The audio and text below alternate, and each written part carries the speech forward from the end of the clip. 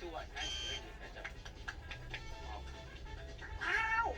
Parang isaw lang yung nakikita ko. Ganyan talaga yung style mo yan.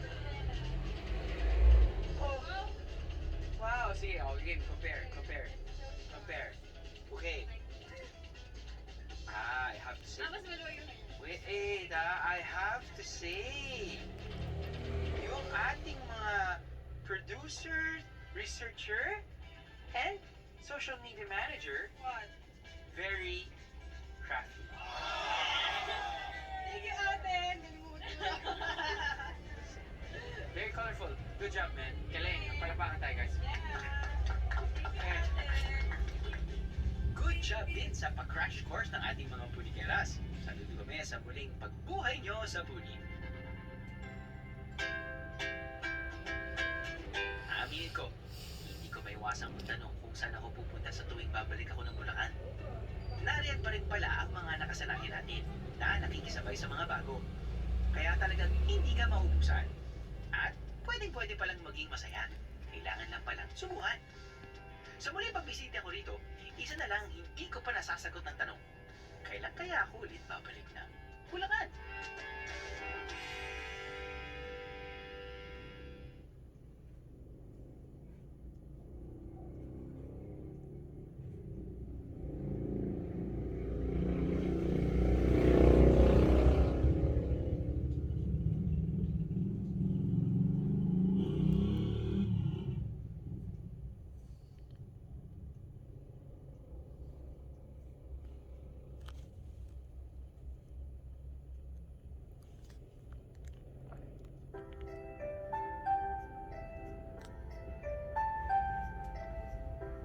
Siguro wala ako sa listahan ng mga papasyalan mo.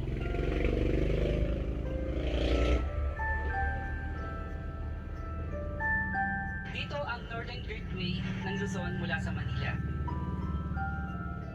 Sa totoo lang, mayaman ako.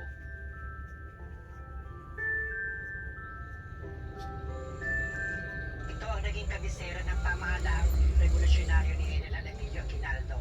Dito itinayo ang iba-ibang mahalagang opisina na kailangan ng kanyang pamahalaan. Makabayan, Dito nagmula ang mga bayani katulad ni Marcelo Estetilar, Gregorio Pilar, at marami pang iba. at may angking galing. Dito nagmula ang mga alagad ng sining katulad ni Francisco Baltasar at Nicanor Abelardo. Kung pagkain ang hanap mo, kaya rin kitang busugin.